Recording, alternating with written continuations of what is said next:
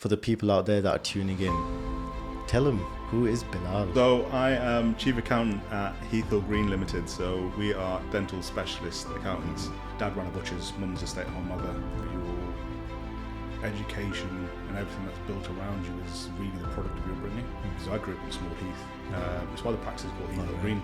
So it's Small Heath, Sparkhill, Accountant Green. Those are the areas I grew up in. I was working until like 12 years old, and working out at what point is chicken breast profitable. And I was working spreadsheets at like 15 years old. Yeah. Dad fell sick when I was 16. Dad built a fantastic business, but it was built around him. And he was the main component in the business that says he worked twice as hard as any of his employees, who worked twice as long with his employees, and he bust his house with us. Brother took a year out of uni. I then quickly worked out university was an option. Had the grades to go. Didn't know what I wanted to do, so alhamdulillah, I had everything. So that's it. Definitely.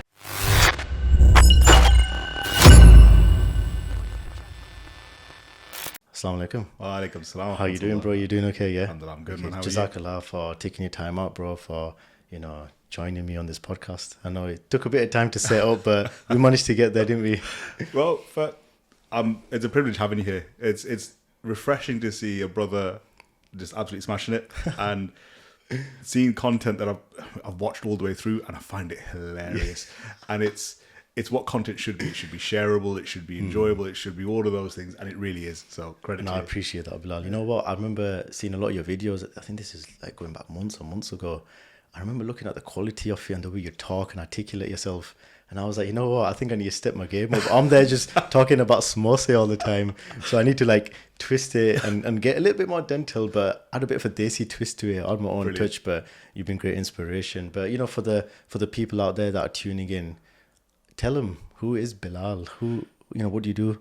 Cool. So I am Chief Accountant at Heath Green Limited. So we are dental specialist accountants. The best way I can describe what it is we do is we support dentists on a journey. Is if you're just looking for an accountant to do your tax returns done as cheaply as possible, we're not that accountant. If you're looking for support, for guidance, buy a practice, diversify, grow as a business, treat dentistry as a business. Whether you're an associate, whether you're a principal, that's what we do. So we support dentists on a journey, and we help determine what that journey is as well. So how long has it taken you to get to this level? Because you know what, I've read a little bit about what it's like to become an accountant. Yeah. You've told me briefly as well, but it's not as easy as you think, is it, to get to the level that you're currently at? Alhamdulillah, no. So to answer that question, how long has it taken me to get to this? So I'm 38 now, so I would say it's taken me 15 years. Oh, mashallah. From working out what I wanted to do, working out what that pathway looked like, picking the right jobs when I was employed to give me the right knowledge. So I knew I wanted to become I think I was good with numbers, but my goal to become an accountant wasn't to do tax returns. It's because tax return really becomes a byproduct of the way you work, and I'll come back to that more in sort of a little bit. But mine is business. Is what does the jigsaw of dentistry look like? How do we break down that jigsaw puzzle and put it back together again? Everyone will approach that jigsaw differently. And there's no right way to do it, there's no wrong way to do it, but the idea is if we're both doing it together, then you're showing me how you put a jigsaw together, and I'm showing you how I put a jigsaw together. But 15 years I spent, so I'm a chartered accountant, and that's the first thing we've really got to nip in the bud is how do you define an accountant? Is the term accountant isn't protected, and we were saying this off camera, which is there's nothing stopping you open up an accountancy firm tomorrow and calling it Asif's Accountant, HMRC the bitch. There's nothing stopping you open up an account. So HMRC will recognise you. They'll cover you for anti-money laundering checks. Someone will provide you indemnity, but there's no checks. I mean, the closest example I can get is a receptionist calling himself a dentist. And clearly they can't do that. They're not allowed to do that because the term dentist is a protected term, but it's probably as close as I can. Someone that's worked in the dental practice thinks they know what they're looking at, thinks, they've probably been around enough root canals to articulate what a root canal is, but can they deal with the complications that come arising? Treatment planning, at what point is a root canal not a viable treatment? And if you have a root canal, what are the options thereafter? And what if the root canal doesn't work? So all these things it says. The term accountant isn't a protected term. The term chartered accountant is. So a chartered accountant is someone who's educated to master's level, who has demonstrated that they are that they've done the work that they claim to do, and they've been vetted, they've been checked, they're indemnified, and there's a level of redress as well that says, you know, there's as a dentist, you have a code of ethics you follow, and God forbid something doesn't go the right way, there is the GDC that sits above you. We have the same thing, so that keeps us away from doing dodgy things, you know, misadvising people, sending people on the garden path, and selling dodgy tax avoidance, or even pretending to talk about things that we don't want to talk about. So that's that. I mean, that's the term accountant in a rather broad nutshell. Yeah. Is that something you've always wanted to do then? So let's just imagine going back to like your high school days and your college days, you know, you sat there and you thought, you know what, I love money, I love mathematics, and this is literally what I want to do. Because I know there's a lot of, you know, like the Asian community, they push towards like healthcare. Yeah. I've read a little bit about I think you've written a few blogs for like some universities, and I read a little bit about, you were adamant healthcare is not for you.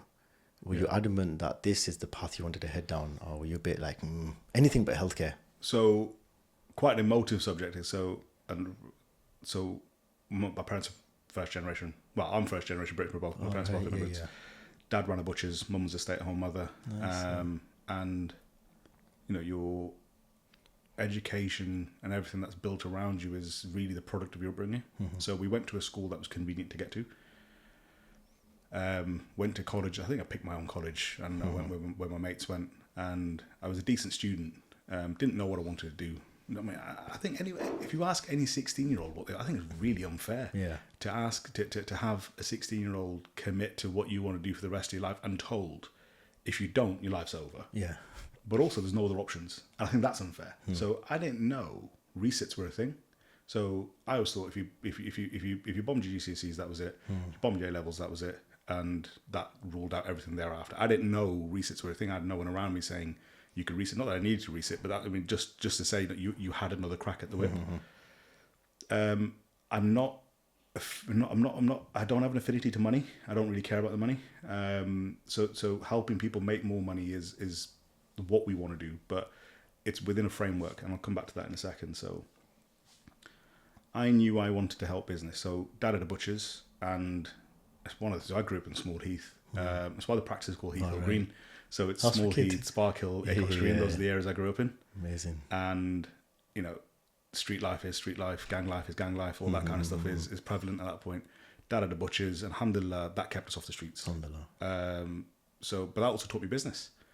I was working a till at 12 years old, wicked. And working out what, you know, where do we know, is chicken breast, at what point is chicken breast profitable? And I was working spreadsheets at like 15 years old. Yeah. Because I wanted to work out, because here's a scenario for you. Yeah. So the price of chicken is variable. So but the price of the customer is broadly fixed. So the numbers are, I can't remember what the numbers were, but let's say we buy it at $1.99 a kilo, a whole bird, and you buy breast fillet at $5.99 a kilo.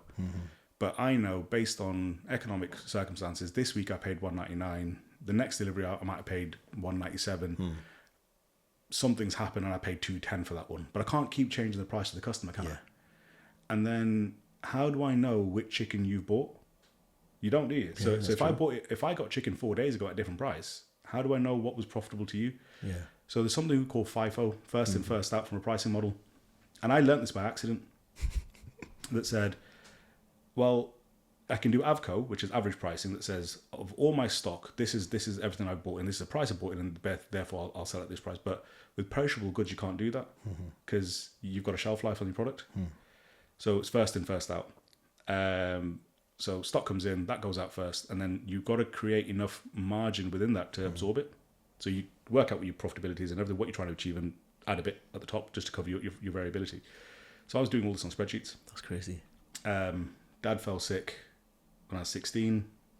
Started winding up the business. So this is a sort of canon event. This one is. So Dad built a fantastic business, but it was built around him, and he was the main component in the business that says he worked twice as hard as any of his employees, who worked twice as long than any of his employees, and you know he alhamdulillah, he bust his ass for us. Pardon my language. Fell sick. He wasn't the main driving force anymore, and the business fell apart.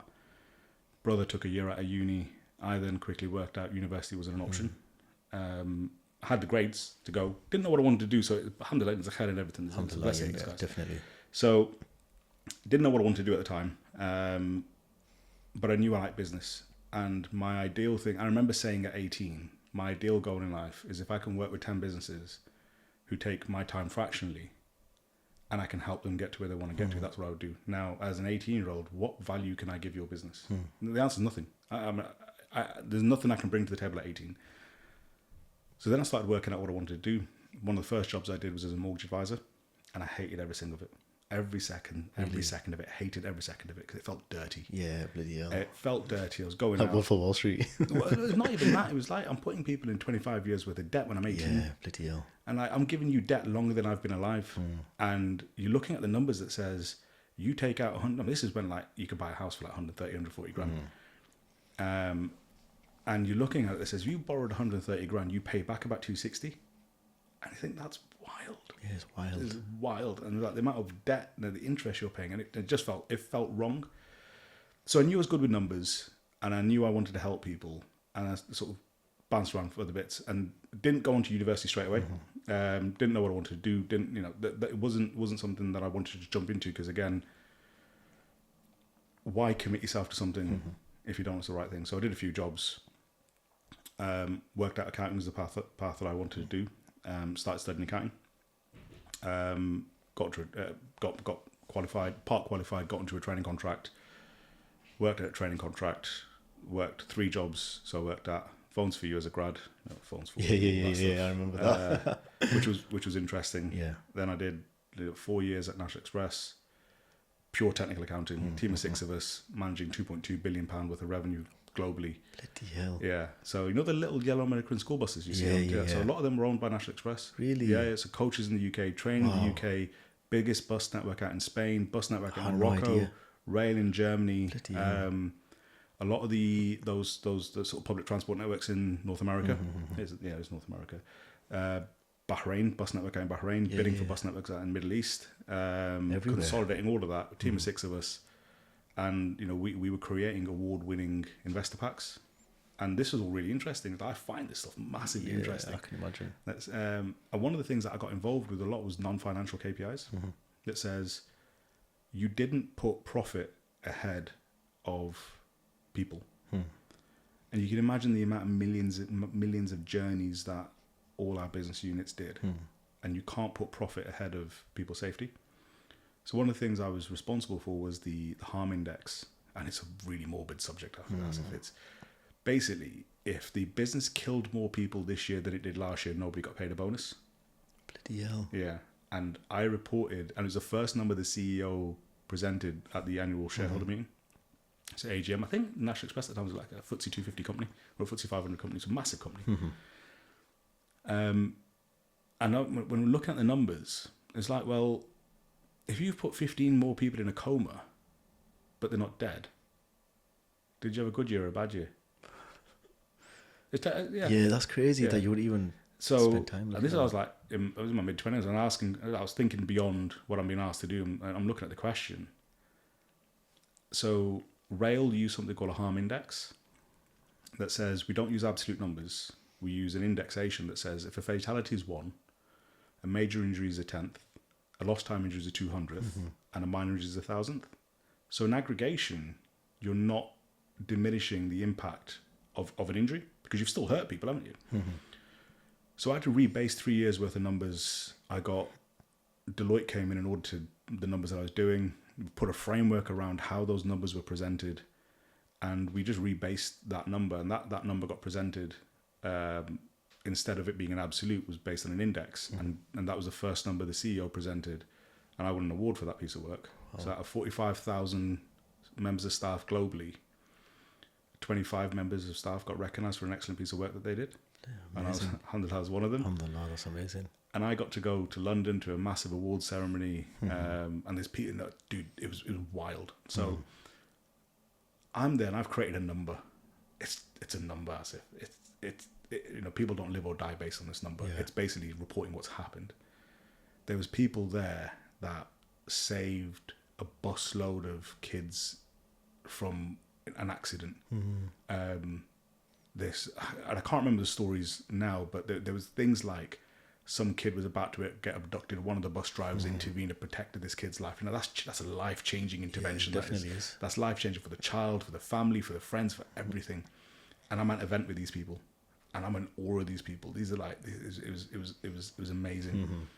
And alhamdulillah, I'm grateful for the opportunity, but I was thinking, it's just a number, man. It's just a number. Yeah. And I took my mum with me. Oh, that's wicked, that. I had a chance to take a guest, and I was like, Mum's been one of the biggest cheerleaders of my career. Definitely. And I was like, yeah, I'm taking Mum. And that was interesting. But that was purely technical accounting. And from there, I did 5 years at DPD, which was operational finance. Oh, right, nice. So when I joined DPD, it was a £1 billion business in the UK across, I want to say 56 sites or something. I looked after 8 sites in the Northwest, which is how I've ended up here. I've ended up here by accident. So really? From Birmingham originally. Wife got married. Wife's from Manchester. We moved to Birmingham. I got offered the job up here, came back up here. And it was interesting to me. So when I was looking for work after National Express, I was looking for different jobs. Because I got to go out to the Middle East. Spent, so I think it's like 4 or 5 months in Bahrain. Wow. Yeah, that was cool. Yeah, it's beautiful. It looks beautiful, though. It's stunning. Yeah. And then from there, I was then meant to go... so National Express had won a project to build a bus network out in Mecca. Really? Yeah. And I was the only Muslim in group finance. Wow. So I was chomping at the bit. I was like, send me out there. Send your boy. Yeah. Send me. And I got to go out there. So the plan was Bahrain for 4 or 5 months. We were bidding for a bus network out in Dubai at the time. And then project was meant to go. I was just waiting. I was just waiting. And it never happened. It never cracked on. I think they went into a different direction. I think instead of doing bus network, I think they did rail instead. Yeah. I've heard about that, actually. So I ended up coming back to the UK, but I'd been bitten by the commercial finance bug, which is instead of looking at what's happened, you're looking at what's happening. So I was looking at different jobs. I got offered a job at Aston Martin, and I didn't take that because of how financially unstable they were at the time. And there was other things, but then the DPD one was massively exciting. Because the thing for me was, how do you order something from Next by 10 p.m. and it arrives at your doorstep the next day? How does that Amazon happen? Prime? Yeah, it's mad. Yeah, Like, literally, yeah. How does that happen? I know. So I found that super interesting. And this is where the nerdy side of me comes out. Yeah. I found it really interesting because, and one of the things I did was I followed a parcel that says, how does it get from there? How does it get from here? From their truck into the central hub, processed through the central hub, on an Arctic lorry all the way back up to Manchester, from the Manchester depot onto a small van to your house. Within 24 hours. Within 24 hours. Sometimes less. Yeah. Because I think if you'd ordered it by 10 p.m., depending on where you are in the country, it could be with you at 9 in the morning, 10 in the morning. Anyway. But then, how does that happen and it be profitable? So how can they charge £5 for that? And how much does it cost the depot to that? So there's a cost of sorting it at the hub, sorting it at the depot, putting it on a van, delivering it to you. So I wasn't responsible for the hub bit, I was responsible for the depot bit that says, how do I ensure profitability in the depot for Asif, for instance? So if I know my budget, and we created the budgets ourselves, but let's say, for instance, if you could process 100 parcels per hour, and I had X amount of parcels, and I know what my absolute budget is, therefore I know we can't spend any more than 33 pence on that. So it can't cost me any more than 33 pence. So what costs go into that 33 pence is the cost of the wages, cost of the lighting, the electric, all these operational costs. That says you've got staff costs, you've got warehouse costs, you've got the cost of the van, all these things that then works out what is my operational cost to deliver this. But once you've sorted it, it's got to go in a van. I've got to pay that driver. Driver's got to get to you. There's the cost of the driver. If it's one of my drivers' wages or anything like that, but it's got to be profitable. So we were doing all this, and drivers were making so as a warehouse operative, you can make about 30 grand a year. It's a good wage. That's good wage, that. When I started at DPD, as a driver, you could make anywhere really between 40 and 70 grand a year. Really? Wild. That's wild. I didn't know these guys were making that kind of money. How long ago was this? This was 2015-ish. Okay. And That's amazing. So one of the first things we did there is, why the hell am I paying drivers 70 grand a year to go deliver parcels? So we had to do rate cutting, work it out what's profitable. Because why is it fair that Asif works in Manchester city centre, and because of the density, he works 8 hours and makes 70 grand, and you've got Bilal that has to go out into the sticks, same 8 hours, but makes 28 grand. Why do you benefit from density? Yeah. You shouldn't, should you? And if he's having to drive further away, he's got bigger mileage costs, bigger fuel costs, bigger wear and tear, servicing costs, and all that stuff. So it has to be proportional. So we started looking at the efficiency and how do we make sure there's a fairness between that. And just to sort of reference that to dental practices, it's like Invisalign is a massive bugbear of mine that says, unless you can turn around an Invisalign treatment within about 2.5 hours and use therapists effectively, you actually start losing money. So if how many dental practices actually measure how much time it takes to finish off a treatment? How many dental practices actually work out how much overhead cost is included within that treatment? So it's not just the cost of the Invisalign bill. It's not just the cost of the materials, the retainer, the whitening, and all that stuff. It's the cost of the surgery, cost of the nurse, cost of the overhead per hour. And if you can't truncate that into something that means something, then what does all that mean? So in DPD, I was there for a while, and again, looking at process. So there was 96 sites across the country by the point I did this, but I'd automated the way the country forecasts. So if I got 96 people doing the same thing across 96 sites, well, I actually had more than that. So there was 2 people per site in most sites. Some had 3, some had 4. But let's say there's 200 people across 96 sites across the country, all doing the same thing. Why can't I take Asif out of Scunthorpe, put him in Bristol? The process should be the same. So it was taking each depot to forecast their numbers. It was taking about 3.5 hours a day. Wow. So that's someone typing into a spreadsheet. Yeah. Tick. And they're all doing it from like the same basic 4 or 5 reports. So I spun that in its head that said, well, if you're also using the same 4 or 5 reports, I can automate that. And now you can put 3.5 hours into telling me why that number's that number. That's the bit that I was interested in. So it was the start of lockdown. So start about 2020. And I was phasing out at this point. So one of the projects I was still doing for DPD at the time was I'd automated the way they forecast. So I taught myself how to write script. I never learned how to write script. I knew macros, I knew Excel, but this is all Google Sheets. So I taught myself to write script. Instead of it taking 3.5 hours to key a spreadsheet, it now did it for them in 20 minutes. Wow. Yeah, so it saved about 1,000 hours of operational time a week. So That's crazy. now, it's not, this is what Asif's spend is. It's now, why is I have to spend this much? So I don't know what happens at your site and at granular level. I don't know there's roadworks going on outside that stops your drivers getting out on time, single lane traffic, but now I have access to that information. Now that I've access to that information, I don't really care how the spend balances out across 96 sites, because it's like £300 million worth of operating spend a year. Wow. I don't really care if this one spends this much, this one spends this much. That doesn't matter. What I need to know is the network balances out. And my whole thing was 1% improvements. That says, if we can improve the network by 1%, that's a £3 million saving. And if you can do that annually, then you're annualizing £3 million savings year in, year out. And that's where I would look at things. So now by knowing you've got these specific issues at your site, I can take money off him and give it to you. Because now I remove the excuse from him.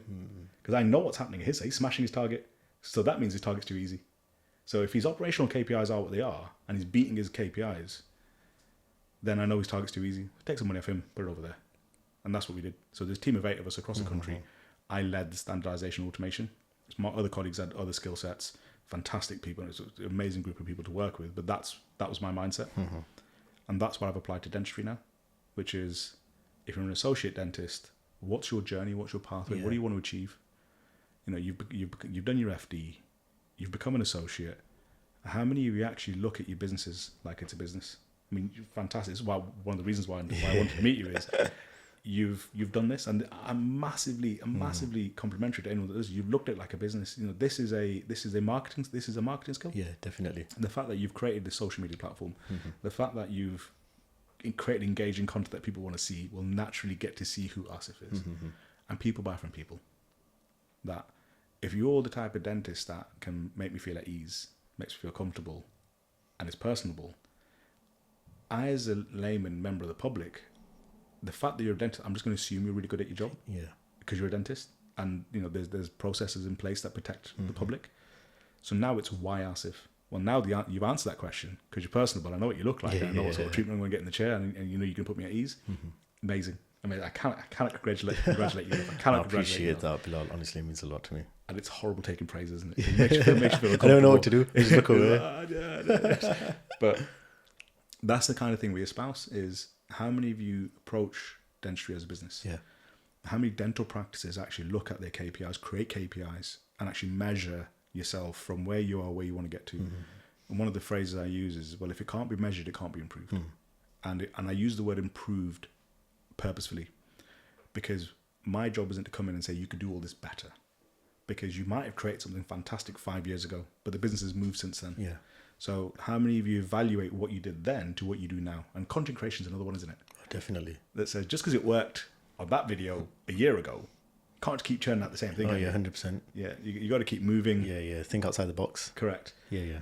So that's what we do with dental. So everything that I've learned from corporate, working within business, working operational, working in technical finance, I've sort of packaged all of that into something for dentists, and I sort of landed in it by accident, because I was either going to do lawyers or dentists, and at the time I was thinking I don't really fancy talking to lawyers. Yeah.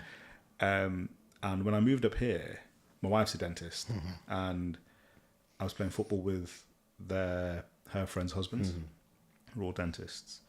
I think you just hear the same things over and over again. Is don't know what my number is, don't know what my options are, can't get a hold of my accountant. And you think, well, if I can fix those things, then that leads to more fun stuff. Yeah. So if I'm reachable, which we use like Calendly, WhatsApp, Instagram, we use all these like messaging platforms, and I spend a fortune in the background to capture all of that. If I can see your numbers, and we use Xero Free Agent to track your numbers in real time, well, that then answers the third bit. You're talking to me. I can see your numbers. Now I can give you options, because now I know Asif and I can see what's happening. So one of the things we get constantly is, and it's a little bit frustrating, is we get on a call with a dentist and I can't see the numbers because they're a new client, and they'll say something like, I make 20 grand. I make 20 grand a month. What can we do for that? So what I used to do is I used to go through the numbers and say, based on 20 grand, this is what you could do. These are your options. And they'd go off and, they'd eventually sign up. We get set up on the system. We backdate all the transactions so we can see everything in the year. And it would have been 20 grand in 1 month. Every other month was 8 grand, 9 grand, 2 grand, 18 grand. So you base an entire decision on micro data. It doesn't work. So it's like me coming to you and saying, I've got toothache. What are my options? But unless what process would you take with that? Yeah. You'd have to ask like the history of it. Correct. Tell me everything about this toothache. Yeah. When did it start? How long has it been going on for?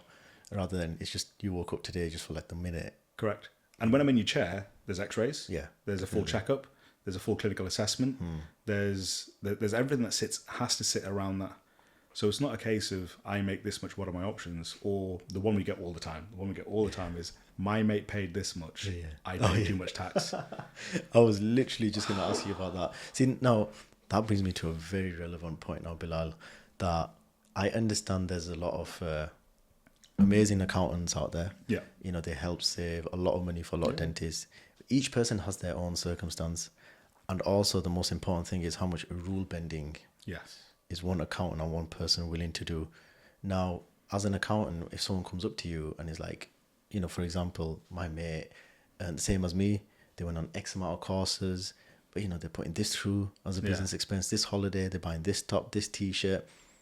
In your position, are you the type to say, look, this is my limit, I'm not willing to go beyond that, and I'm sorry? Or are you the type to say, yeah, I don't want to lose this client, what, let's just see what we can do for you?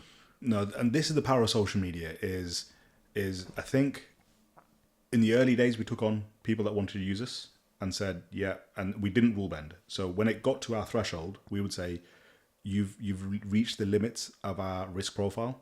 We're not happy with this anymore. We would recommend going up to here.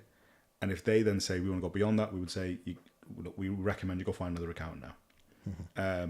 We've seen some horrible things. So we don't rule bend. I think this, again, power of social media is by positioning yourself, you're talking to your ideal client. And what tends to happen is they then come in and talk to you. Yeah.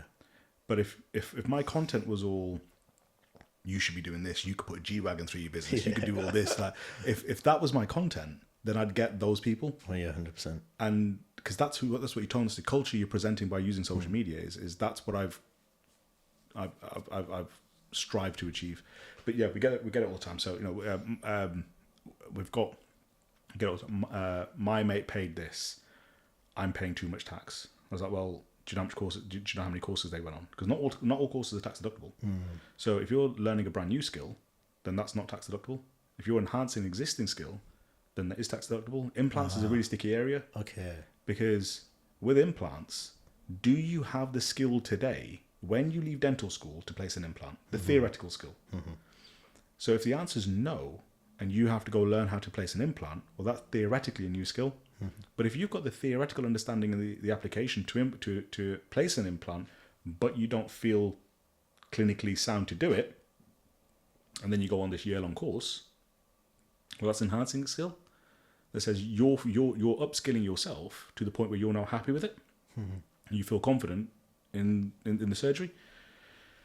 If you're going to go learn plumbing, for instance, or learn how to trade crypto, all these kinds of things, well, they're not directly linked to your business. So that would be learning a new skill. That's now not tax deductible.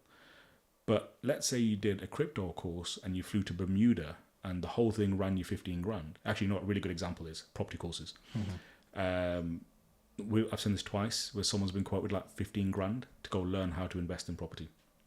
And his argument was, well, if I learn how to invest in property, then I can use the company's funds better and therefore it benefits the business. Well, what's property investment got to do with dentistry? Yeah. It's got nothing to do with dentistry. So it's not tax deductible. So so things like that. Now, that's application of the law. And one of the things that I'm keen to get out is accountants are rarely held accountable. Terrible. And I don't agree with it. But the accountant is rarely held accountable for the outcome because in the eyes of the law and HMRC and the Companies House and the Companies Act is you are responsible for the numbers that you sign off.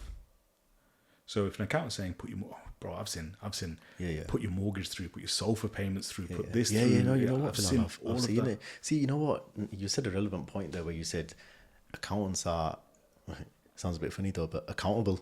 Yeah. Now, I heard once someone said that it's not really the accountant that's accountable, it's up to the person. Correct. And it will be them facing the repercussions Correct. or the punishment from the law. Is that true? 100% true. Or if you even though you advise them that you know what, we can bend the rule this way for you and you can save X amount of tax, when can you do prove you it? held Can you prove they said it? Okay. So when we get some schemes through, like there was one where I've got two wild examples, and the first one is the guy was putting, I think he had his kids as shareholders in the business or something like that, and it ended up paying for it. Like the dividends were going to this. I was like, that's wild. I was like, that you can't do that. I think the kids were taking a dividend and it wasn't set up correctly, and he was using that to pay for the kids' education. And he went, accountants told me to do this. I've been doing this for years. I was like, you got it in writing? He went, no. I went, then it's going to be your fault. It's not going to be the accountant's fault. We had a consultation with someone who does medical legal reports, and there should be VAT on that, and he was never charging VAT. And there should be, he can't operate via a limited company because the contract's in his name. He's been operating via a limited company. And he's like, well, the accountant told me to do this. I was like, can you show me this? We had a dental practice join us whose accountant advised them to start operating via a limited company. It's not as easy as saying, I'm going to start operating as a limited company and start running all the income through as a limited company. You have to sell the current business to the limited company, and then that triggers a taxable event, capital gains tax, everything like that. So we're going through this paperwork, and none of it's been registered. So that GDC hasn't been informed. No one's been informed. No one knows anything that this is operating by a limited company. So when we got a hold of it, we had to undo 3 years worth of accounts. Wow. So backdate it 3 years, go back to HMRC and say this should never have been operating by a limited company. They'd already paid a corporation tax bill. This is like 2 and a bit years on. We're still trying to get a 20 grand refund from HMRC. Bloody hell. And we send letters every couple of months where we're going back and we're still trying to get a 20 grand refund from HMRC because they should never pay that tax bill. But the accountant's not held accountable for it. That's crazy. Yeah, because there's no way to prove the accountant did it. Yeah. And this is why it's so important to have someone that's knowledgeable and also got a good experience. It's a bit like going to a dentist. Yeah. You know, you're not just going to them because they look all fancy and they talk all dental on the social media. So how important do you think it is then to be honest with your clients? Because I'll be very honest with you, the stories I've heard from accountants on what they do to their clients, and then they come back and feed it to us. Like, yeah, don't worry, man. Like, you could feed this through your business. And then it makes me think, hang on, I need to go knocking on my accountant's door. Yeah. And I've been guilty of it, Bilal, where the next day I've called my accountant. I'm like, hello, can I put this through my course? Like, or whatever it is, like, can I put this through my business? And they're like, Asif, look, you can't do that. No. Because in that moment, I think, oh my God, bloody hell, I'm losing money. But those accountants are not being honest. But the people are still with them. Like, Correct. where does, I'm not saying I hope they get punished one day, because, inshallah, I hope that never happens. But at what point does that come to a stop? Or do you think that just gets worse and worse? I think it's worse and worse. So let me give you an example here. So one of the things I always relate back to is, so I think I was 16 and I had tooth infection. And I was in horrible pain, went to the dentist. And because I was 16, I don't think I needed a chaperone. I didn't need a black parent or anything with me. And I just turned 16. So I was still an idiot. Still am. No, far from that. And the dentist went, you need a root canal. I went, you're a dentist. You tell me I need a root canal. I need a root canal. It is what it is. So does the root canal. Didn't explain to me what a root canal was. Didn't explain to me why I needed a root canal, what the process involves, what are the outcomes, so on and so forth. Just said, you need a root canal. So I had the root canal. And then asked if I was still in pain. So back to the dentist, still in pain. He goes, you need that tooth out. And I was 16, I had just got it. I'm quite attached to that tooth. Pulled the tooth, and that was 16 for 30. So for the last 22 years, I've had a gap in my jawline that I did not know I could have had an implant for. Oh, wow. I did not know what my options were beyond that point. Did not know what a root canal was. Probably I know what one is now, but did not know at 16. Did not know. I put all my faith in the dentist at that point. And this is not going back 50, 60 years ago. No, This is only recent. Yeah. This in this generation. Exactly. So did not know that, and that's one of the things I live and breathe by, which is my goal isn't say to you, Asif, you can do this, and hide my head under the cover and say, listen, you can get away with this, you can get away. No, my goal is to educate you. That says, if you walk away from me with a conversation knowing why we have or haven't done something, that's the greatest compliment to my business. Because when you're sat around your peers and someone says to you, Asif, you should be operating by a limited company because you'll save a fortune, you can say, I've had a chat with my accountant and we've gone through the numbers. Based on my personal circumstances, it's not worth me doing it. That's the greatest compliment. So where does it stop is don't rely on the accountant. Don't rely on the accountant giving you this scheme and saying this is what you can or can't do. Is if they're going to say, the ball has to be in your court, you have to educate yourselves on these things. And it's really hard because you shouldn't have to then learn tax code. And that's not what you're there for. It's finding an accountant you can have conversations with. And I think the greatest thing that can help you is business planning. And what I said right at the start of this conversation was, I'm not in the business of doing tax returns, but tax returns are a large part of my business. So what am I in the business of? Well, if you and I create a business plan for the next 12, 18 months, then I can forecast your tax bill already, because tax it's an outcome of profit. So the only way to influence your tax bill is to have more expenses or to make less money. Really, definitely. It's really that easy. Your corporate structure will impact that. So there is a point that says, as a sole trader, if you don't need all the money you're making, then it is worth switching to a limited company. But the basic parameters are still the same. Either make less money or have less expenses, you'll pay less tax. I actually want to give you a really big tax bill, because if you've got a really big tax bill, it means you made more money, it means you made more profit, it means you got more cash. That's what we're in the business of. But if I know, and I'll give you a really good example here. So let's say you currently make £70,000 a year. That's after expenses. And you say to me, Bilal, don't need all the money I'm making. Let's say after expenses, after tax, you're left with about 60k. Yeah, and for simple numbers. For you to live your life the way you want to live your life, with everything, mortgage, bills, payments, everything, you need about 45 grand. We have a 15 grand gap. Yeah. You say, Bilal, I want to start getting into property. I'm like, fantastic. Where do you live? How much does a buy-to-let cost? How much deposit you want to put down? And go through all those parameters. And if by doing all of that, we now know you need about 40 grand after tax and expenses, well then now we've got another 25k gap. So now the number's really easy because we can work backwards from that now, because your expenses aren't going to increase, are they? So how much more do you need to earn pre-tax to pay the tax to be left with the extra 25? Because the expenses are fixed already. Because you're not going to, because it's not related, is it? To an extent.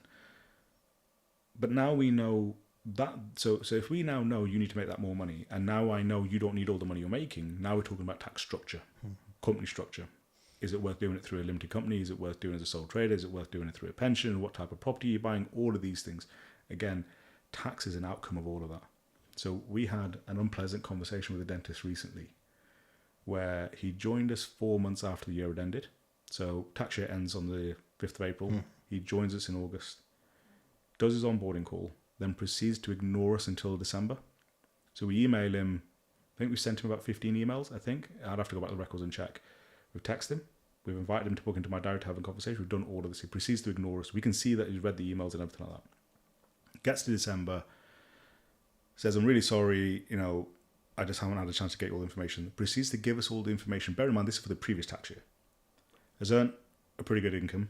We give him his tax bill. He's not happy with the tax bill. And he starts kicking off. Not paying your bill, not paying your invoice. You've basically, I've ended up paying more tax than my principal does, all this, that, and the other. And it was like, the best analogy I can use there is, you're asking for a filling after the tooth's been extracted. The year's ended.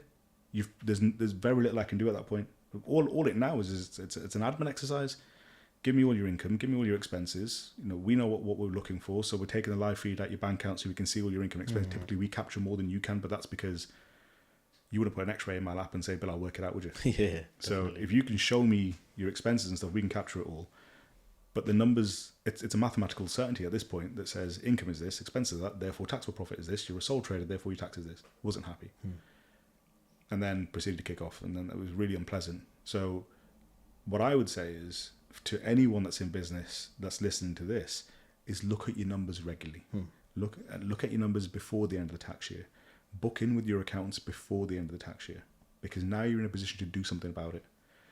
And then you're not making knee-jerk reactions. You're not making decisions. And like the amount of principals that I've had to talk out of just buying random stuff in March, just so they can reduce their tax bill. Yeah. Like I had to talk out one recently about spending about 100 grand on new implant equipment. Because when we did the exercise, it was like, you're not going to see a return on that investment. So you're going to put 100 grand in. Yes, you're going to reduce taxable profit. You're going to buy it all in HP. You now got you now got a monthly payment that wasn't there before, so the cash flows hit. All to save tax. So it's like cutting your nose off to spite your face. It makes no sense. And would you rather have 60% of something, or realistically 100% of nothing? Because that's now taking up space. And you're not going to use it. It's not going to give you any benefit. What you've got in place at the moment is actually fit for purpose, and you're looking to sell the practice in the next 7 years anyway. So does it matter? So the question you asked was, how do you evaluate who you are, or who you're working with, or the accountant that you work with? The first is, are they chartered, and do they understand the business you're in? But also, can they explain why you have or haven't done something? And one of the things I will, to jump to the sort of the defense of my profession here, is, whilst you'd really like your accountant to pick up the phone to you and say, Asif, you should be doing this. You should be putting 10 grand into your private pension. Go buy an electric car. Go put mum on the payroll. We're not allowed to do it. We're not allowed to do it. There's a bit of legislation in place that says we are not allowed to be seen to be actively managing your business. But if you ask us the question, what should my payroll be set at? What is the most tax efficient payroll? What is the most tax efficient amount of dividends that should be taken out? How do I put money away for retirement in a tax efficient manner? All these things. If you start asking those questions, your accountant should be able to give you those answers, but be prepared to pay for them. Because, again, jumping to the defense of the profession here is, if I come to see, let's use plan as an example. I get 2 hygienes, 2 checkups. Anything beyond that, chargeable, isn't it? But now if I take ortho, and let's say that ortho's Invisalign, I'm going to pay somewhere in the region of about 4 grand for that treatment. But I'm not going to say, whilst you're in there, do you mind doing a couple of veneers? It doesn't work that way, does it? Yeah, no, it's true. So it's understanding the framework of what you want from your accountant, and being able to pay for it, and for them to be able to determine what value is. So let's just imagine now, newly graduate dentist, they've started, seeing a lot of money coming in. Let's imagine now you're smashing at UDAs, you're in the NHS practice, and everything that you've just mentioned there, they're now learning little bits and bobs from other dental friends. Seniors, I'm paying this much and I'm earning this much. They come knocking on your door and they're like, right, what do I do? I'm earning X amount a year. Do I do sole trading, or am I a limited company? Where do I start? What would you say is the best way to structure that for a newly qualified dentist? Is there a certain limit that they need to be earning to then start looking at bigger figures, limited companies, something that will benefit them in terms of like, look, you've got business expense, you can do this, you can do that. Or do you think, look, how about you just chill out for a bit, spend 1 or 2 years, just, be a sole trader, just relax, focus on your clinical skills.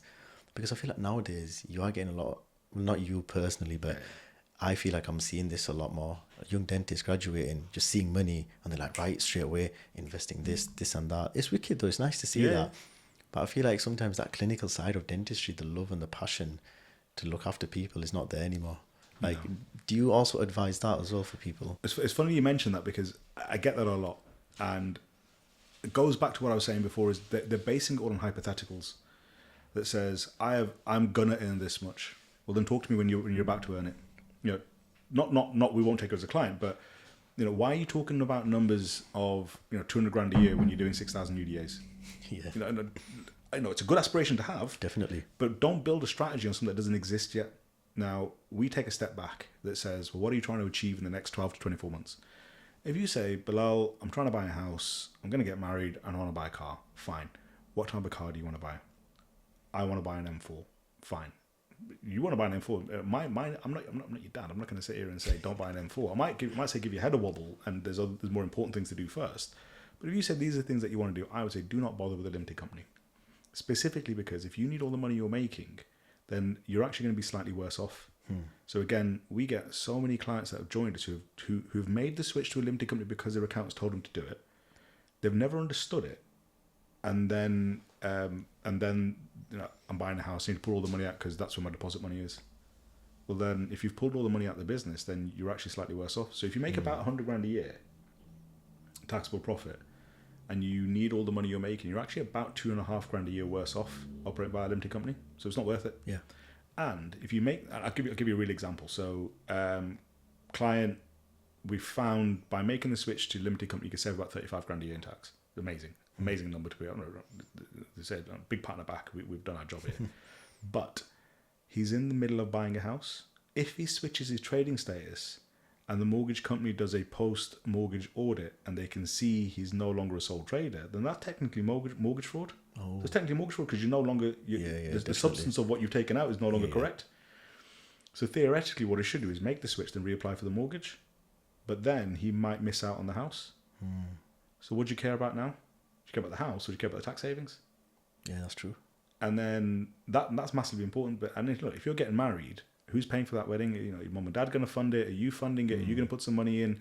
If you're looking to buy a house, if you're going to say I'm going to work the next couple of years, and I'm going to take a sabbatical, then don't bother. And if you're a female dentist, and not because I'm a misogynist, this is not one of those Andrew Tate podcasts. Oh, definitely. If you're saying, Bilal, I'm looking to have children, and then we've got to take the maternity pay into consideration that says you now start switch. If you switch to a limited company, you're theoretically, and let's say you do 40, 50 grand a year as an NHS dentist, you're going to lose out on about £36,000 worth of mat pay. Yeah, wow. Is it worth losing out on the mat pay? And then, because I can't save you enough tax to offset that. But also, if you've been in the NHS scheme now for 20 years, and you're still doing 40, 50 grand a year worth of NHS, do you really want to opt out the NHS pension scheme now, this late in your career? So there's more to consider than just there's not a threshold I can say on this now that says you earn 85 grand a year, you don't need it, you'll save this. Now, if you make about 100 grand a year after expenses and you only need about 50 of that, you can save about between 7 and 9 grand a year in tax. Brilliant. So, but that's a unique scenario for a unique person, and it's not a one size fits all. Yeah. But that's how we entertain a conversation. Yeah. So let's imagine that a young dentist is earning a lot of money, they've got a limited company, and they want to save a lot of money on their corporation tax, and they're blasting out money on like courses and electric cars and doing all this kind of stuff. Is it better to just leave that money in their corporation and just leave it there? Yeah.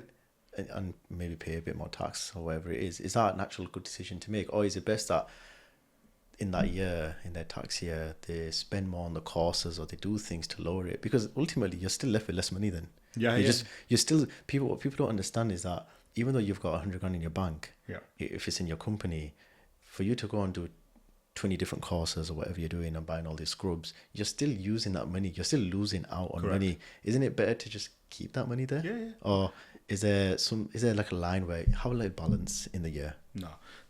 Would you rather 100% of nothing or 75% of something? Yeah. That's really what it boils down to, because corporation tax is 25% at the moment. With margin relief, there's somewhere between 19 and 25%.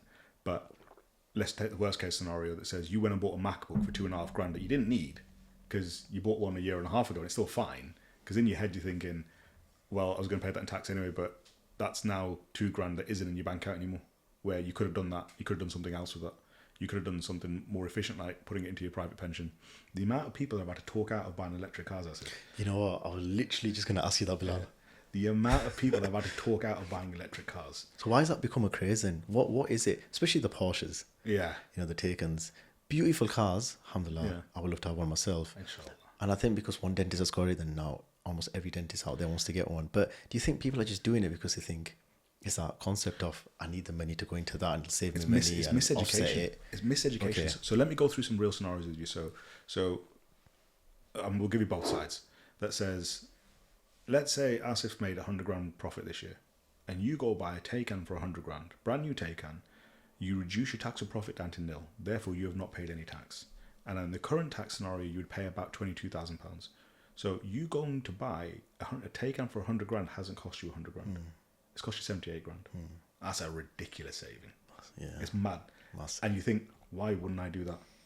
Now, theoretically, and let's assume you did it cash. Let's ignore finance fund. Let's assume you bought it cash. There's $100,000 sat in your bank account, and you bought it cash. Pat on your back, you've saved £22,000. Winner. Let's say instead of buying a Taycan, you bought a 911 instead, and you bought it personally, and the same $100,000. You would almost have to have earned, I think it's slightly less than double, to have taken that money out, to pay the income tax on it, 39.3%, to pay the student loan on it, 9%. So it's like 39.3% plus the student loan, so what's up, 48, call it 50%. So you would have had to pull that $200,000 to give $100K to the tax man to be left with the same $100K. Bloody hell. Now the Taycan's a no-brainer, but only in the scenario where you're spending like for like.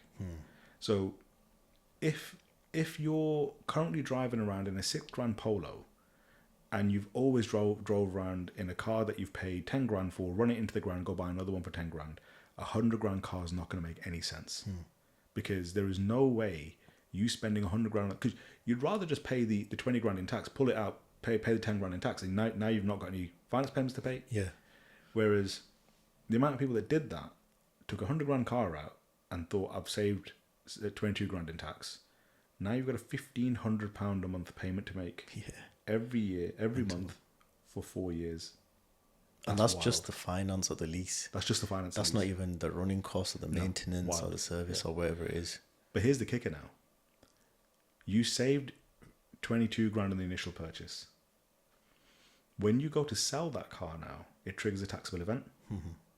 So you bought it for 100, you sold it for 50. That 50 gets added to your taxable income. And let's say it's the same 22%. That's $11,000 tax you're going to pay now in the year you sell it. So you spent $100,000 really to save $11,000 and pay £1,500 a month for the next 4 years. Makes no sense now, does it? It makes no sense. But if you're a car guy and you're used to spending these kinds of money on cars, and let's use a £500 monthly payment lease payment as an option. So let's say you currently drive around in an A5 and you pay £500 a month on that lease payment. Right now, and let's assume you're a higher rate taxpayer, you've got to earn £1,000 to pay corporation tax, to pay income tax, to be left with £500. So that's £6,000 a year. So theoretically, you almost got to earn 12 to be left with 6. Yeah. But if now we said, instead of you paying £500 lease on an A5 that you're paying in your own name, you do £500 a month on a Tesla, the numbers switch the other way now, because not only are you not having to pull the money out of the company, that £500 is actively reducing your corporation tax now. And you pay for the insurance, the servicing, the maintenance, everything. You can wrap the car every week if you want to. You pay for it. No, what you mean. So it reduces your corporation tax, takes all that charge off you, and now frees up your 50K for yourself. That makes absolute sense. And the example I use is, we've got an IX, that I pay. I think I'm not going to say what I pay because there's no good's going to come out of that. Yeah. But it worked out cheaper than what I was paying for my X5. Oh, sorry, the S3. I had the S3. So it worked out cheaper than what I was paying for my S3. And now I've got a much better car. So it's a family car. We've got an electric charger outside. Yeah. It does everything it needs to do. So it works out better. Now, that's a like-for-like scenario. In a like-for-like scenario, you're about 50% better off. But in a scenario where you're going out to spend crazy numbers on a car, it makes no sense to do I it. know what you mean. Yeah, it's a bit like what you mentioned. Like, I drive an A5 and I absolutely love it. So for me to go buy a Tesla that's £500-600, £700, just a couple of £100 might not be too bad of an idea. Yeah. But let's just say I wake up one day and I'm like, you know what, Bilal, I've got a craving. I want a beautiful Porsche. I want that Ferrari, Lamborghini, M3. Yeah. Of course, we know we can't run it through the business. No. But we want to cash it out. Yeah. Or you want to finance it through your personal. You know, I've done it before. I used to drive an M4 competition package, and I knew what it felt like to pay that amount. Yeah.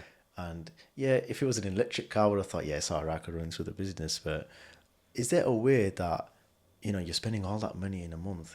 Can anything be done? Because I get a lot of people that ask me this. Can anything be done to offset it? Like, oh, you're a dentist, you're working. You could say it's a work car, it's a work. Do you know what I mean? Or is it just, no, I'm sorry, you just got to pay full whack for that, and that's your punishment. That's not through your corporation. So I'll answer that question too. So I'll answer the question directly, then indirectly. So I'll go directly first because then I'm not going to skirt around the issue. So the short answer is theoretically no. So I drive a 911. There's no good way to say that without sounding like a knob. But No, it's a beautiful car, man. Alhamdulillah. Alhamdulillah.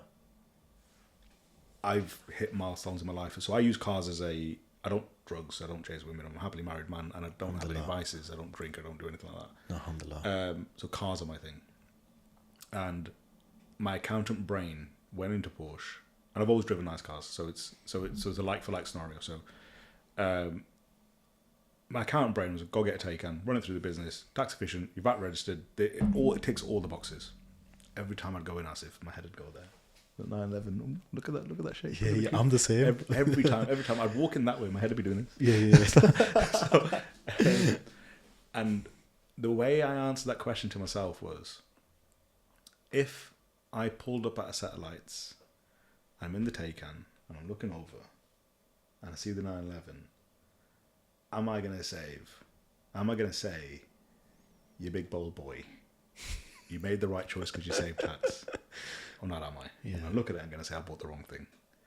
But if I was in the 911 looking at the Taycan, am I going to say, could have saved a bit of tax? I bet no.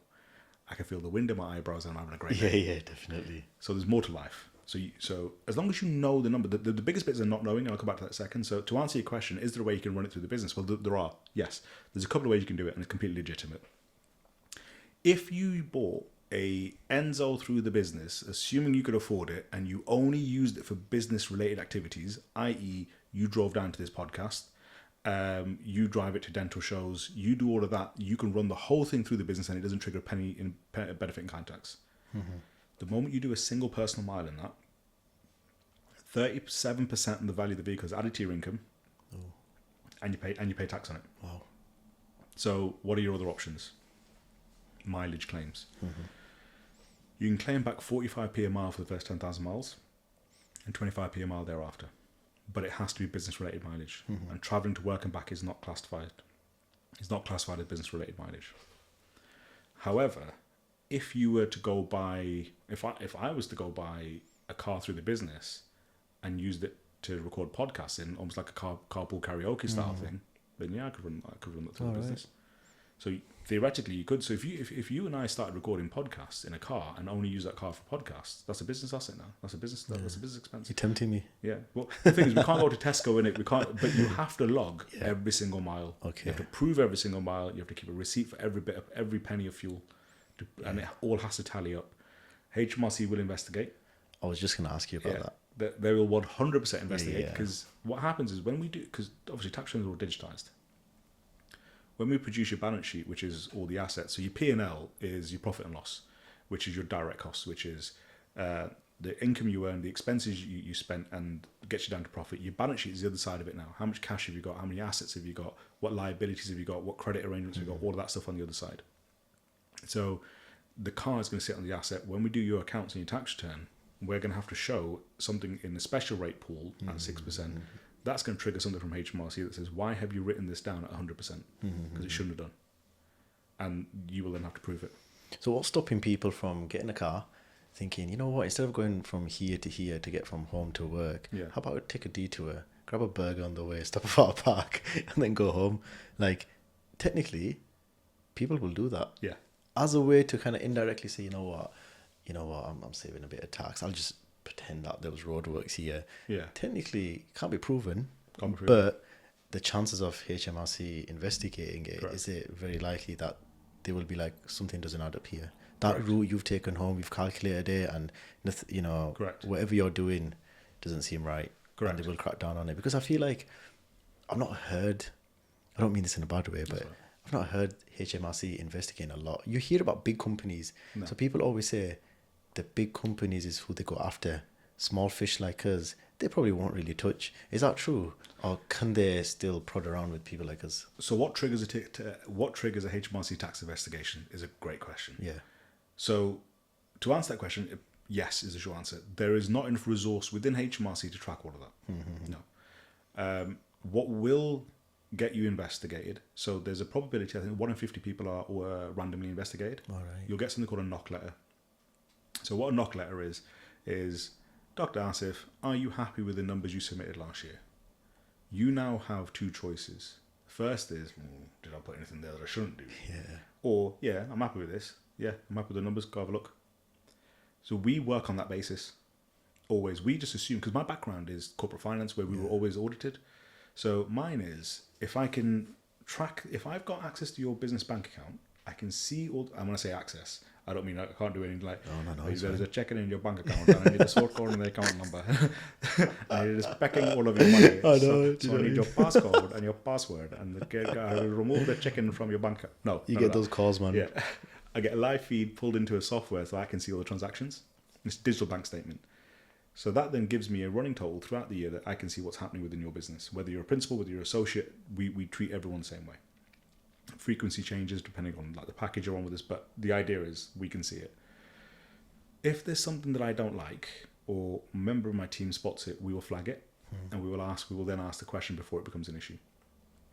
The reason we do that is if HMRC then come knocking, we can say, we can add you as a user to the software, go fill your boots, go have a look. You can see how we calculated it. We can see what we've done. You can see how we've come up with these numbers. We've had it before. Like we had a VAT client that we had to get. I think we ended up triggering like a 19 grand VAT refund, and HMRC said we want more proof. Fine, we've got nothing to hide. You've asked questions because obviously you're giving us 19 grand now. So of course you're going to ask.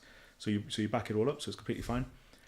So the knock letter will say, "Are you happy with the numbers?" Now, if you say yeah, it's fine, and they check, they can now fine you 100% of the tax bill that's due, and you've put a car through that you shouldn't have. So let's say that reduced your tax bill by 22 grand. They can now fine you 100% of that and then charge you backdated interest. Good deal. So that's based on a random. What will trigger a HMRC investigation is if we know every dentist in the Northwest who operates as an associate has between 10 and 16% staff training costs, indemnities about this, all this sits within certain parameters, then they're not going to do anything because it's within the parameters of your profession within the area. You're not setting off any flags. But if your net profit as an associate, you don't really have many costs, do you? Because the costs are taken up pre-hand. But beforehand by the principals, by the practice. But if you're now putting all these extra things through and you set out, so you're an outlier, then you will get investigated. And what will probably happen is they'll just let it run for a couple of years. So they'll see it this year, they'll see it next year, they'll see it again. There's a file building up, and then they're gonna go have a chat with you. Yeah. So you might get away with it. You might think you got away with it for 5 years, but all that's happened is there's gonna be 5 years worth of backdated interest that's gonna get you now. Yeah, bloody hell. And what's probably the reason why they leave it that long is you're right. There are bigger fish to fry, but there'll be a file somewhere. And what most people don't know is HMRC spent, I think, about 40 odd million on a bit of software that allows them to see everyone's bank account. Wow. Yeah. So before they've asked you, they've already checked your bank account. And they've checked the bank account of everyone associated to you. So if you say, my wife's on my payroll, mum's on my payroll, and you're submitting payroll to HMRC every month that says wife gets paid £1,000, mum gets paid £1,000, but that money's dropping into Asif's account. Yeah. They can see that. Bloody hell. If they can see you've paid it to mum, but mum's transferred it to you, they can see that. So car dealerships got stung with this a lot, you know. All right. So COVID boomed and the price of cars went mad. Used car salesmen made an absolute fortune. Yeah, no, I remember that. So what they started doing was put 20 grand into my wife's account, put 10 grand into mum's account, put 5 grand over here, put 6 grand in my daughter's account. I don't want my personal return to look like this. HMRC could see all of this, and they started going after them. Bloody hell. Yeah, and then bounce back loans, people who took dodgy You know bounce what, back I was loans. literally just going to ask you that. So I remember 2020, COVID, and I remember checking my Barclays app. I've got a habit. I'm always checking it. I don't know why I'm checking it. But then I'm just checking it and I'm thinking, bounce back loans? I was like, what on earth is this? Like, you apply for it based on your wage from last year, you get X amount and, no interest, none of that. You just pay it back within like 12 months, something like that. And I was like, I've got no reason to take that. I can easily do it. But then I have to find something that's within my business. And back then, I didn't have anything associated with my brand or whatever it was that I could actually put money into. I could have bought camera gears if I really wanted to, for my dentistry. But I know a lot of people did a lot of fraud. Now, the way I was getting told about this, it made it sound so easy. Yeah. What do you set up a company, get the bounce back loan, dissolve the company? I look at it and think that sounds really easy. Is it actually that easy, or is it, or do you have to be like a genius behind the scenes on the computer, finding a way to hack things? No. So when you dissolve it, it's like there's no trace. No. So here's a scenario with that, and it's wild. Yeah, we're going to hear more and more of these stories come out. You're going to see people get disbarred from professions for taking loans they shouldn't have done. So check this out. With the bounce back loans, the government was underwriting the loan. So why wouldn't the bank give you the money? The bank were making it super easy to give you money, and it was all self-serve information. Is what's the number on your last tax return? And a lot of the time they weren't asking for it. So there was 2 sets of loans. There was something called a bounce back loan, which is up to 50 grand. And the other one was a CBILS loan, like Corona Business Interruption Loan Scheme. Oh, jeez, I remember that. And that was like up to 250 grand. And that was based on your last set of accounts. So you could submit a bogus set of accounts, and the bank would accept that information. And you would just say, I'm expected to earn this much based on this forecast. And they're about, right, here's 50 grand. Here's 200 grand. Here's 80 grand. Here's 90 grand. The bank, obviously the government's backed it. So the bank don't really care if you make your payments or not, because they're getting paid it regardless. Now, you wind up the company. The first thing that's going to do is you're going to get the government investigating you now that says, big boy, you took this loan. Where my money at? So they're going to say, on what basis did you take this loan? Where's the forecast? Where's the business? Where's the trading history? What is it? Then they come after you. Bloody hell. So, but if you make your payments, nobody cares. Yeah. Look, you commit fraud, that's up to you. We don't promote that. We don't suggest that's a good idea.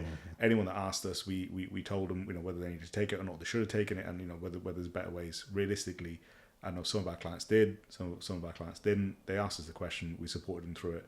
Some of them took the coronavirus the job retention scheme, where they took the 80%, but it supported their staff and things like that.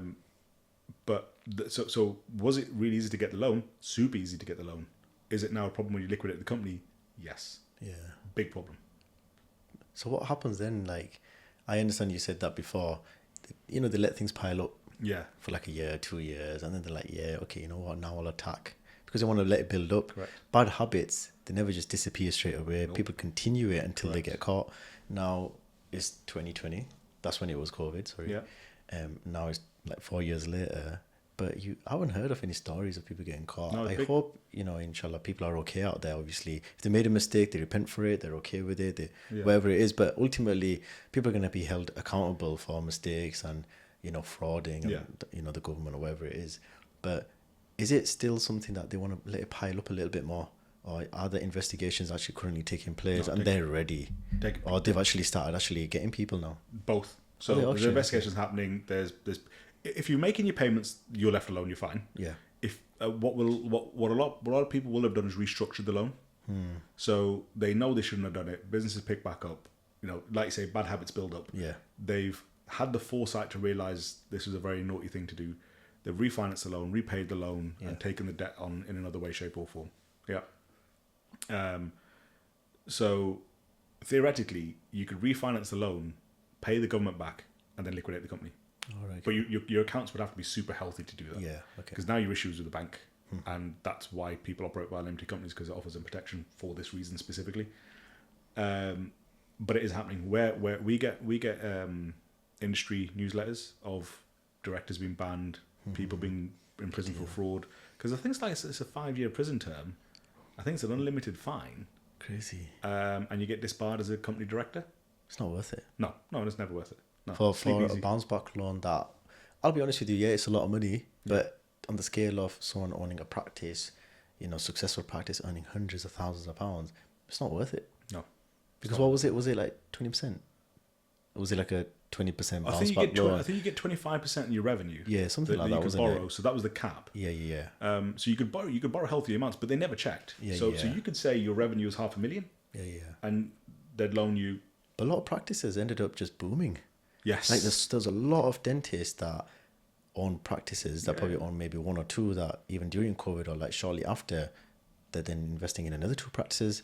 And I remember trying to look into the depth of like, running a practice, squat practice. And I feel like as a dentist, I've never just been the kind of guy that I just sit there, do my work and go home. I've always observed and, understood things. I'm the type of guy where I do like to like wrap my head around the management and the financial side of things. And I remember looking at a building, I remember thinking, right, I'll get like, someone to come in and maybe measure up a couple of things and, just get their advice and opinion. Let me just put my foot through the door. And he even said it to me. He goes, he's been doing so many dental practices. On top of that, he goes, he always tells them that, start off with maybe like 1 or 2 surgeries and build. He goes, within months, they've expanded. Yes. Like 1 surgery, then he goes like 3 months later, there's like 7 surgeries. He goes, because it was just booming. You saw that with your own eyes. We did. So was that actual, and was it like a genuine broad? So what happened was it was born out of necessity, and this is again double-edged sword. So we had 3 factors here. One was the truncating of so basically the back-to-back diaries. People double booked. Once they could get them back in, they were absolutely booming. Second thing was basically the local authority saying we're not going to penalise you for not fulfilling your NHS contracts. So that took a lot of stress off. And not penalise them to the full extent. So there was still some clawback, or they get spread around, or in some cases not at all. The other thing was you could either wait 2-3 months to get an NHS appointment, but we might go back into another lockdown, or you can get a private appointment tomorrow. Yeah. So private went through the roof. Then you got these support payments from the local authority that said we'll pay you over and above your NHS contract. So we had associates that were typically making about 60 grand a year, now making 100 grand a year. Yeah. So it was Crazy. booming. Principle that practices went wild. And it was those practices that really focused on their marketing. So whilst they were shut, they used that time to look at their marketing, look at their social media, look at where their ad spend was going and everything like that. That says why are we doing what we're doing. So we saw that firsthand. Now we're seeing the other side of that. So countries going into recession. Practices that focus really heavily on things like cosmetic, veneers, composite bonding, Invisalign, all that kind of stuff, they're struggling at the moment. So elective treatments are now being wound back. Cost of living's gone up, cost of interest has gone up, cost of finance has gone up, the cost for the dental practice has gone up as well. So those that rode the wave are now feeling it on the other side. If I want to open up a practice based on what you just said there, Bilal, right now, based on what you've said about recession and cost of living, is it not worth setting up a practice right now? Okay, I'm doing anything business wise, or is it still, if you got money in your bank, go out and do it? I would say do it. So there's 2 avenues to explore here. So the first is statistically there's 55 billion people over the age of 18 in the UK. There's 12.3k dental practice in the UK. So that's 5,500 people per dental practice in the UK. That's assuming everyone comes in. Bloody hell. Yeah. I have no idea. So and there's only 40,000 dentists in the UK, or 41,000 dentists in the UK. The reason why the banks love dentistry is it's recession proof to an extent. It's necessary. It has a high barrier to entry, and it's a bloody safe business. So alhamdulillah. So the thing there is, and we entertain these conversations constantly, is and this is where we support dentists. This is where we really excel as a practice, and this is where our niche is having conversations like this and implementing the strategy in and around that. So if you're an existing practice that says, Bilal, we want to grow, we want to understand our numbers, we'll break down your P&L, we'll break down your pricing models, how much does it cost you to service all of this, do you have the right amount of nurses, do you have too many staff, Are they being utilized in the right way? Where can you split your costs? When we build a dental practice on paper, we're building it associate led and 20% profit. There's no businesses that do that. Like, National Express I was going back to before, that was a £2.2 billion business generating about between 9 and 11% profit. And that was considered good. That's a saturated market. That's not going to grow beyond that. But you got dentistry where it's got a huge barrier to entry. It's in demand. It's necessary. So unless you're going to build a forecast or projection that says, how do I deliver this at 20% EBIT?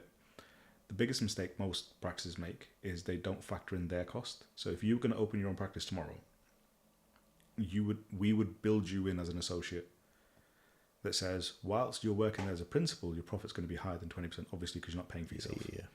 But the way you should build it, and this is where the emotive factor comes in for me, because when I was talking about my dad before, is that is imbued in everything we build. That says, God forbid anything happened to your family that happened to mine, your business could still run. Yeah.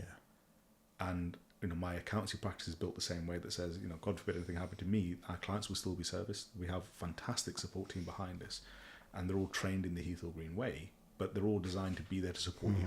So it's not predicated on me being the key facet in there. So we build at about 20%. If you're an existing practice not hitting that, we can show you a pathway to that. The thing that I would say to every dentist, whether you're a principal, whether you're wanting to make the journey to principal, whether you're wanting to sell, is how do you move the needle? So the question there is, do you want to set up a squat? Or do you want to go buy an existing practice? Those are your two options, aren't they? The bank will, if you're going to go buy an existing practice, the bank will lend you up to 90% of the goodwill and 100% of the freehold.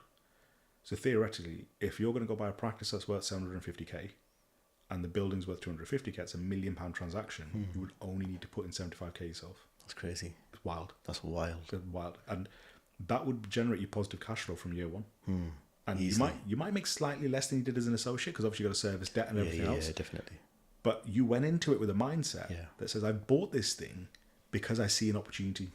I can see surgeries are underutilized. I can see they're not doing enough private. I can see they've got too many staff. I can see by putting in our own CEREC milling machine, we can turn around crowns quicker, all that kind of, so you can see the journey.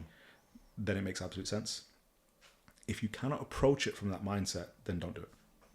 That's crazy, that, to think of it like that. Yeah. Like on a level of where you're not just looking at, I just want to go buy a practice, but the way you just described it then, you're looking at this surgery, how much can that generate me? If I get this machine in, how can that generate me? If I want to go open up a practice, Bilal, tomorrow, and I understand that buying an existing practice is everyone's goal, let's be very honest. Before squat practice became a thing, it was always go to the bank, get the practice, it's already making money. The NHS is already giving me money. Used to do that. And I think that's what made us believe that's where the money is, because we looked at old school dentists that. They all made their money through NHS practices. They killed it. They absolutely smashed it. Now, if I want to do a squat practice, Bilal, and I want to go do it, do I need X amount in my bank account? No.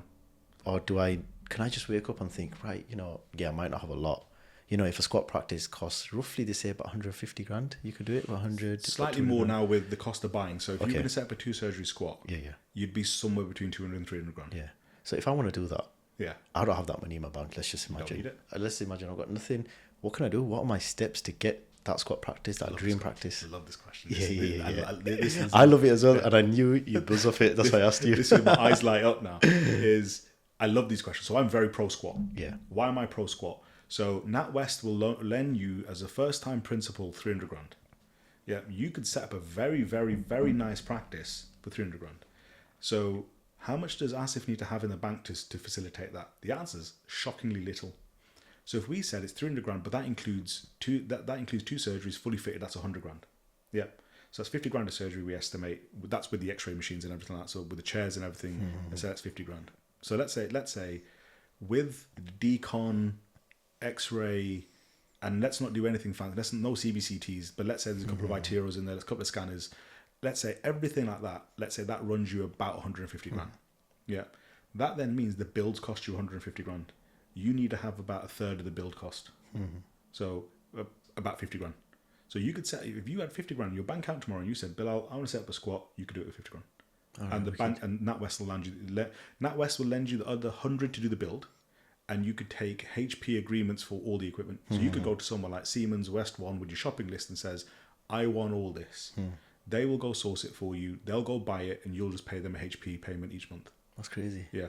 You We ship can, that we, can, we easy. can structure all this for you. Yeah. Here's the thing now, though, is the amount of times I've had conversations with people who have done this without creating a business plan, without creating a forecast, without assets is wild. That's mental. So the bank will lend based on a forecast you've put together. So we over-engineer our forecasts. Okay. Because the way we build a forecast is, so the way we build a forecast is we build it from treatments. So if we can work out how many crowns you to fit, how many fillings, all that, what type of practice do you want to be? We help you understand all that journey. We can then work out what the material costs are. We've got all that data. We can work out what your overhead costs are going to be, how many nurses you should have for 2 surgeries, all this, that, and the other. And again, we build back at 20%. Now, your first year is not going to show 20%. Yeah. Your second year is not going to show 20%. It isn't. But there's a pathway to that, and that's the important part. But the bit that most people fall down on is CQC, because you need an accountant to sign off financial viability. So if Asif's got 50 grand in his bank, and I'm saying, you've got 50 grand, you can do the build, but who's going to pay the mortgage? Who's going to pay, not the mortgage, let's say, who's going to pay the lease? Yeah. Who's going to pay the wages for the first 6 months? Who's going to pay all of this when you're not making any money? Who's paying for the marketing? Who's paying for all of that? So whilst you do need 50 grand, we can then show you like the first 6 grand, you might be running at, it's the first 6 months, for instance, you might be running at 100k loss.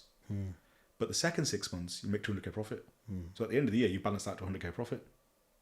But who's funding that first 100k in the first 6 months? Are you going to work elsewhere? Do you have access to funding? Do you have an overdraft facility with NatWest or some other bank? Do you now need to save another 50? Because we've had conversations like this. I said, Bilal, I'm not taking HP agreements. I've got 100 grand in the bank. I'm going to go buy all my equipment cash. I would say, give your head a wobble, because you've spent all your money now. Where's the rainy day fund? Where's the what if? Because if the only certainty is life is uncertain. So you need to have a nest egg there that covers that. And then, why do you need 3 nurses and 2 receptionists on day one? Yeah. You don't.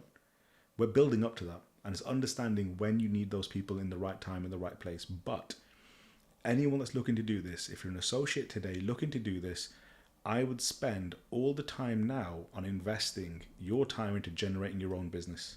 So people coming to see you specifically. Like I said, there's 55 million people over the age of 18.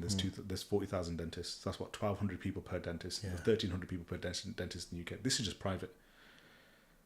So that's 1,300 people that can come to see you. If 1,300 people came to see you in a year, you'd be balling. Yeah. You're killing it. Yeah, absolutely killing Different. it. If 300 people came to see you in a year for a specific treatment, you're killing it. So why are dentists not talking to the public about what they do? Why are the dentists not saying, this is my brand of dentistry? Yeah. Not everyone needs to shout about veneers, but you can talk about sedation. Yeah. You can talk about, I've got a really good local anesthetic technique that means you don't feel a prick. I shouldn't say that really. So No, but that's a valid point though, Bilal. It is. Honestly, it's key, because I went on this course. It's a wonderful course. I advise it to a lot of young dentists. It was in London for 12 months. And one of the dentists there that actually runs the course, he even said it. He goes, he's wicked at administrating local anesthetic in a way the patient doesn't even feel the needle going in. Yeah.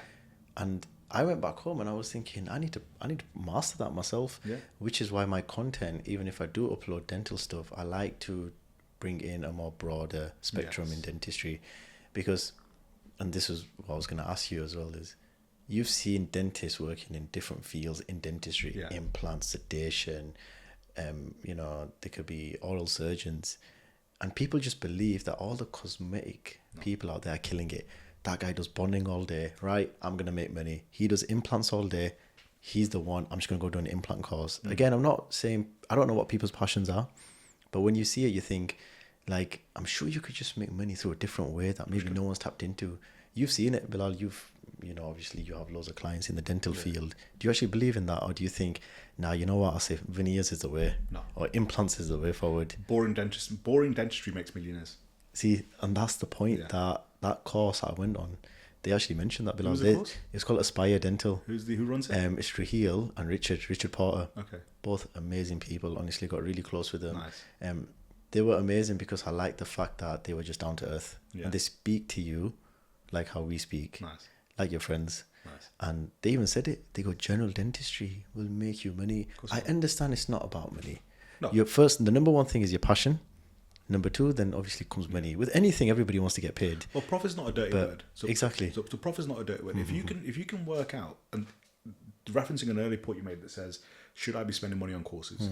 If you can measure everything from return on investment, and we can work everything from a goal and work backwards. So let's say, and I like to find a non-financial goal. So mine is, and from a very personal perspective is, I will never take on more business that stops me going to do the school run, that stops me being at sports days. My kids, anyone that's spent more than 3 minutes when we work out, my life is built around my family. That says, if I've got to a level that takes me away from that, I've failed somewhere. So as long as I know what my number is, what my comfortability is, what I want to achieve, therefore everything that I do has to work towards that goal. And from an internal Heath or Green perspective, we have a tagline that says, how does it improve the customer experience? So if we want to go spend money on this thing over here, how does it do that? Well, if it doesn't do that, then we don't do it. It's a vanity project. We throw it in the bin. Definitely. Same with training courses. If you're going to go spend 15 grand on this course and 5 grand on this course, and they're both composite bonding courses, naturally you're going to go for the 5 grand course because it's 10 grand cheaper. Yeah. But if the 15 grand course shows you how to make it back in 3 months, the 5 grand course never shows you to make it back. Well, now which is better? Definitely. The 15 grand course? Yeah. But if everything we've spoken about is sedation, is about implants, about everything like that, why are you going on a composite bonding course? Like the 5 grand and 15 grand are completely irrelevant because they do not meet the purpose, they do not meet the goal, and it's fazul hajj. 100%. It's a complete waste of money. Yeah. So the bit that we were talking about, the profit's not a dirty word, because if you can make money, that then means you can reinvest in yourself to be a better clinician. The patient benefits. So, the goal is, but whilst it's not money, it allows you to be a better clinician. That should always be the goal.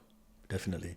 I think, you know what, like you said, profit, I think people just obviously misread that, misinterpret that, and they look at the dentist or other professions and they think, oh my God, you're earning this much in a day, in a month, just banging out extractions, right? I'm going to go tomorrow, I'm going to bang out that much.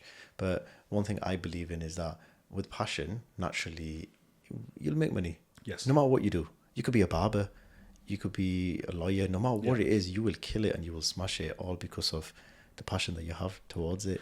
And how you and how you tell people what it is. 100%.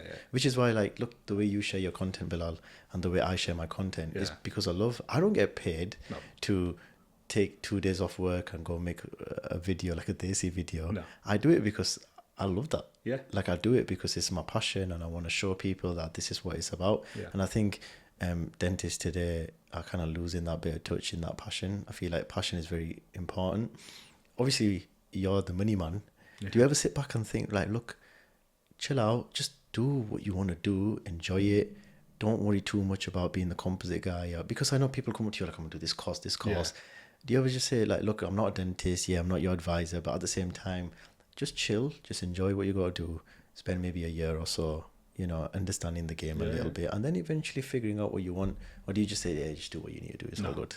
Definitely, I want to put my arm around you. So, I grew up first generation British group in a horrible part of Birmingham, and the entire basis of the content is I want to educate people that came from areas like myself, because people who've got money can go buy the information. Well, if you haven't got the money, how do you access the information? How do you get out the end? How do you get to a situation where you can do that? And alhamdulillah, being in this country, people bag on the West. No, I love it. There is nowhere else that we could be where we could grow up in the slums, really work hard at our education or get good at something and come out the other end and end up really successful. Most places don't allow you to do that. Most countries don't allow you to do that, and whereas we're very fortunate to be able to do that here. So I'm always the chill, focus on yourself. It's introspective, because comparison is a thief of joy. That says, if you're always looking at the other guy, then your life is based, your validity is always based on external factors. So whenever we do a set of numbers, it's not, this is what the industry says. This is not what it is. We'll do a year-on-year comparison. So I remember doing one with a client, and she had earned about £80,000 less year-on-year. Still a very good year, but she had earned 80 grand less. And then she went, that's not a great year. And I went, hold on, you worked 60% less? And she went, oh yeah. I was like, so you've earned more per day. And because you've worked less, you spent less on marketing costs. So whilst you earned 80 grand less, you actually 40 grand dropped out the other side. So you actually 40 grand profit less. But when you factor in you worked 60% of the time to earn what was, I'm not going to say what the number is, but it wasn't 60%, it was a 40% less income, profit the other side. And she went, well, when you put it that way, that's a really good year because it has to be representative. To flip that on its head, we had a dentist who was working like 6 days a week. We're doing his numbers, puffed his chest out and goes, listen, I've made 30% more than this time last year. But you worked every day God gave you. So you worked 20% more. You didn't earn 20% more. But in answer to your question, I think people should chill. The Instagram, social media, everything you need. You've got dentists flying business class who can't pay their tax bills. You've got all that glitters isn't gold. I saw on one of the dental forums someone posted, I'm currently making. I saw on one of the dental forums someone posted, I'm currently making between 9 and 11k a month, and I'm constantly seeing dentists making 20 grand a year, 20 grand a month. What am I doing wrong? And the first thing is making 9 to 11 grand a month, and you think you're doing something wrong. Yeah, that's good money. That's amazing money. It's amazing. Yeah. It puts you in like the top 3% of the country. Yeah, I think 85 grand or 75 grand puts you in the top 5%. Yeah. If you earn over something like 175 grand taxable profit, it puts you in the top 1%. So 9 to 11 grand, you're doing amazing. Those that say they earn 20 grand don't. I can tell you that. And not everyone does. But also, I think a lot of those myths are perpetuated by people who then want to sell you a course. Here's how I made 20 grand a month, and then I'll sell you a course. But if they were making 20 grand a month, you think, wouldn't they just be doing that instead? Definitely, because they make more money doing that. But all that glitters isn't gold. People need to chill, build. Everyone's moving on their own timeline. But the thing I can say to everyone, and I should say to everyone, is you plan a holiday, you plan a wedding, you plan a weekend, you plan your treatments. How many of you plan your business? How many of you created a business plan? And one of the things that we look at is, if you're an associate, if you look at the true franchisee model, is you're an associate within a business and you're a franchisee. If I was an associate within a business and I was a franchisee, I'd be looking at how I can get my own TCO. I'd be looking at how I can get my own nurse. And how much business would I have to be generating? And if you pitch that to the principal and said, I want 60% split, but I'm going to have my own nurse and I'm going to have my own TCO, and then you're making more money straight away. We've got some rockstar associates that make 50, 60, 70, 80 grand a month. Really? Yeah. Wow. We've got some wild numbers. We've got some associates that gross like 1.5 million. Yeah. Sorry, no, they net. Yeah. So they're grossing about 1.5 million as associates. Yeah. But they approach it like a business. And there's a reason people come to them. So what I was saying before, the statistic is there's 55 million people over the age of 18 in the UK. There's 43,000 dentists. Your job should be telling those 55 million people why you, what type of dentistry do you practice, what is your ethos, what do you do? Because by the time they've now come to speak to you, they already know who you are. Now it's not a case of why should I use you, it's how can we work together? And you're not beholden to the practice of putting fillings in your chair, root canals in your chair, checkups in your chair. If you manage your own diary, and your chair is filled up with what you want, if your chair is filled up with the patients you want to see, you'll make more money. Yeah. And that's what we say to any associate. I love that. That's amazing. Yeah. So what's one piece of advice, Bilal, before we finish up with this amazing podcast? Mashallah, you've got so much knowledge. It's crazy. I think I need to bring a book next time and just take notes. But what's one piece of advice you'd give, because you're in the dental field, you'd give to young dentists, old dentists, just any dentist out there, about finance? I'd look at your numbers regularly. So look at your numbers regularly and treat it like a business. So this the single biggest advice I can give, single biggest bit of guidance I can give anyone is look at your numbers regularly and put those numbers within a framework. That way you can measure your performance against those numbers on a regular basis. It gives you the idea to see how you're performing against those numbers. Don't treat it as an annual exercise. Treat it as a regular exercise. You want me to brush my teeth twice a day and come see you every 6 months. I want you to check your numbers every month or every week, put your expenses on, see how you're performing, and come speak to me twice a year. So if you're working on that cycle, you could only ever benefit from that. That's wicked. I might have to just book an appointment with you. But that's wicked, Bilal. Thank you so much for inviting me here to do the podcast as well, taking time out of your busy schedule and your day. And hopefully, inshallah, we'll work together on a lot of projects in the future, inshallah. But Jazakallah khair for taking your time out. I appreciate that. No, it's been an absolute pleasure, man. I've been looking forward to this. This has been amazing. Thank you so much. Inshallah, don't worry, man. I'm going to keep my eyes on making a lot of content with you soon. So tune in for the TikToks and Instagram videos. Let's do it. Jazakallah, bro. Jazakallah.